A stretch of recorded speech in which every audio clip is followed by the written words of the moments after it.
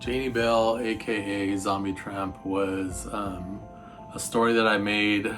Man, it's been about 16 years since her first issue came out, and it was the beginning of my career. I had gone to, I had graduated from film school in animation around 2002, and then I would jump from job to job on a short career of animation, doing commercial stuff or whatever. And it was around that time I kind of found out that I don't like working well. I don't work well with people. So I've always loved comic books. I used to make comics when I was a kid. I used to always make characters in high school, and I would always start books, but I would never finish them.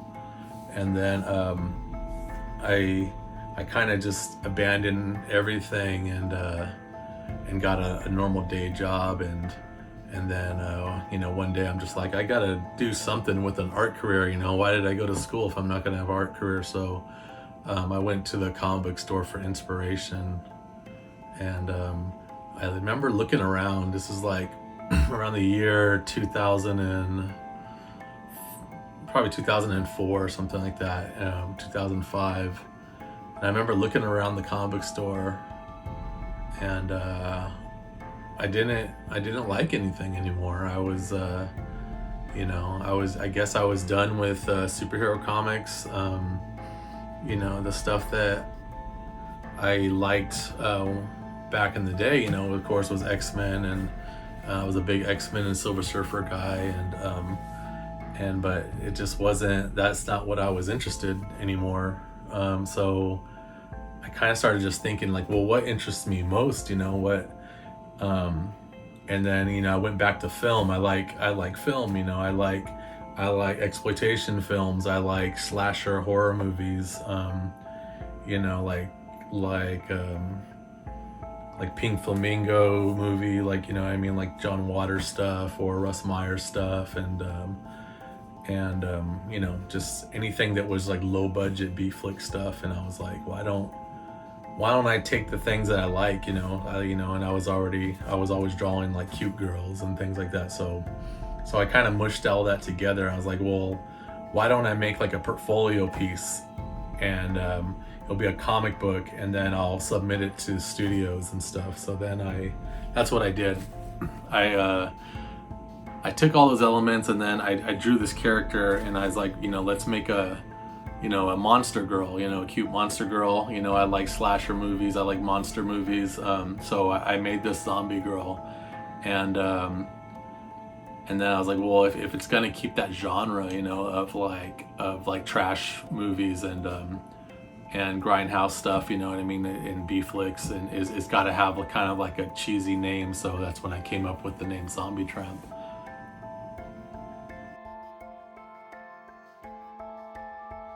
So I worked on these characters off and on, when I'm on my lunch breaks and things like that. I would just work on this character, trying to solidify, her looks, and other characters that were going to be like, supporting roles and things like that. And I came up with Zula, and I came up with the Crooked Sheriff, and all these things. I was like, I'm just going to make one book, and it's just going to feel like a low budget B flick, So I did, and Zombie Tramp's name became Janie Bell, and let's make it about. Around that time, it was like the big controversies on the news was, you got Heidi Fleiss, and you got Rudolph Giuliani, being the hero of New York, all these kind of people and stuff, and around that time, so I designed, I kind of made Janie Bell to be in that high price call girl kind of Hollywood to the stars things, like the whole Heidi Fleiss conspiracy.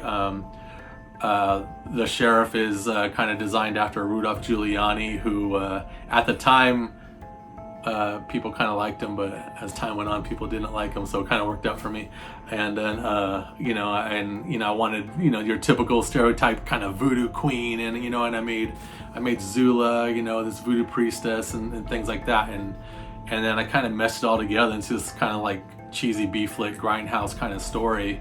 And then a few years later, I put out the first issue of Zombie Tramp.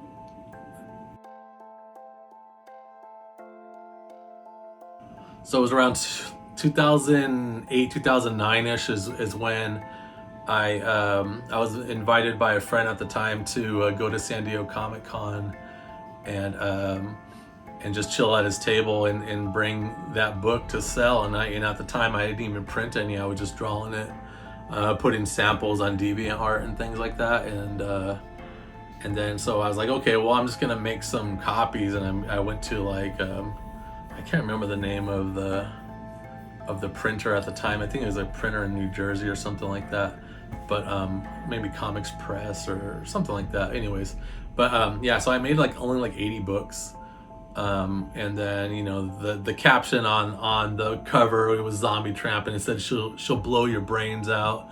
But with my dyslexic skills, it said Brian's, and I didn't even notice, and I went to print. So if you have a book of Zombie Tramp #1 and it says Brian, she'll blow your Brian's out, that's the first printing. There's only 80 copies made. So just a little tidbit of stuff right there for you. So anyway, so I bring these 80 books to the show, and I've never did a show before. I'm at San Diego Comic-Con, and I put them out for like $5, and I was like, hey, I'll even do a little quick sketch for you if you buy a book and all that. And then I sold all of them in 2 days, and then that's when I was like, okay, well, maybe I should continue this story. So that's what I did.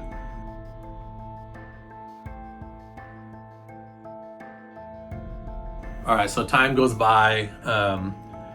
I completed the first volume of Zombie Tramp, and then I was starting to do a second volume, and it was around that time there was a publisher that took interest in me and stuff, and the character, and so they approached me about a contract. They would publish the volume 2 for me, and then we would do a reissue of volume 1. So I was like, okay, that's cool. My main concern was, hey, if you can put it on the comic book store shelves, and then that would be dope. So they were like, yeah, that's what we do. So we did that, and then everything went great. It sold great copies and things like that. And we did volume 2 in 4 issues, I think, and then volume 1 was just 3 issues. So after that was done, it was like they were just like, hey, would you be interested in doing a monthly series? And I'm like, yeah, that'd be cool, but I still have my day job meanwhile and all that stuff. I wasn't able to write and draw at all, and make those deadlines. So they're like, that's what we're doing. We're gonna put different artists on it. You still write it. We have someone to help you write when when you're backed up with work and things like that. So that's what we did. We did a monthly series, and I really, at the time, there was an artist named TM Chu on DeviantArt that I really liked his stuff, and I asked him if he was interested in working on the monthly series, and he was totally into it. So that's how we got our first artist on the monthly series, TM Chu.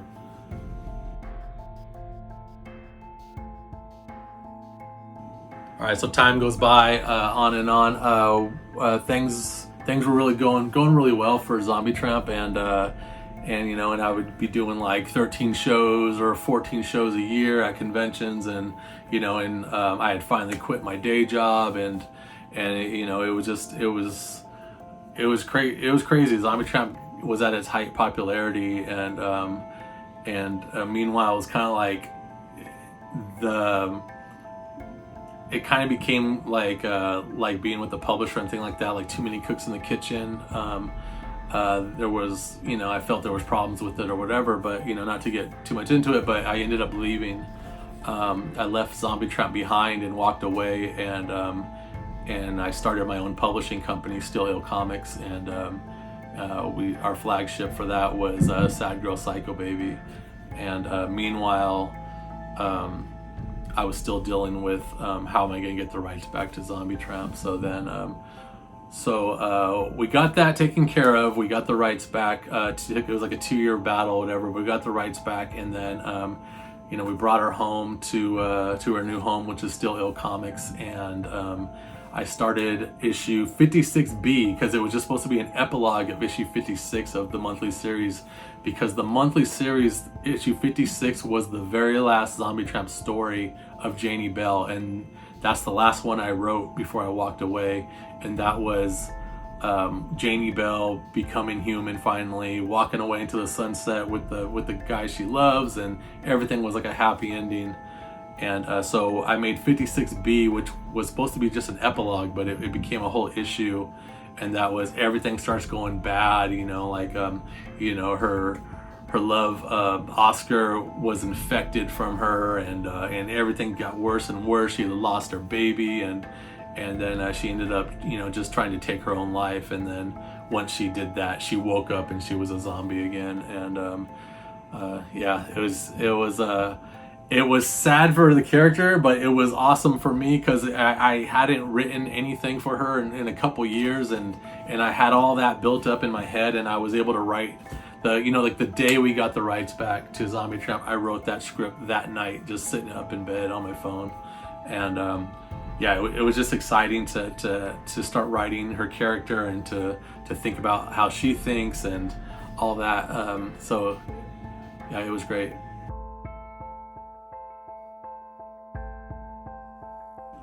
So if you've never read Zombie Tramp before, it started off as just the story of this high-priced call girl that gets bit by a voodoo-infused zombie, and she starts tracking down everybody who wronged her in life. Very grindhousey, very revenge type story, but it started evolving into this undead witch that is trying to find her place in this world and trying to find purpose, and she's caught the attention of the internet.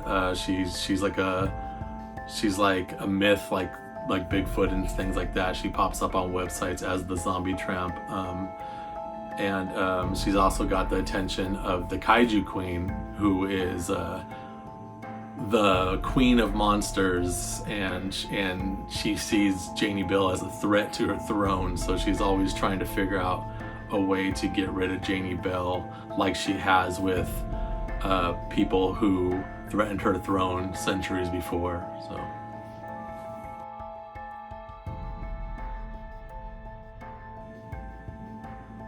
So that, in a nutshell, is Zombie Tramp. I hope you guys continue reading of her adventures and stuff. I love writing them. She basically is my how I vent and how I journal about life and society and things like that. So each issue you read is a little bit of me. And if you guys have never read a copy, please check it out. It's a great title. It's all at www.stillillcomics.com. So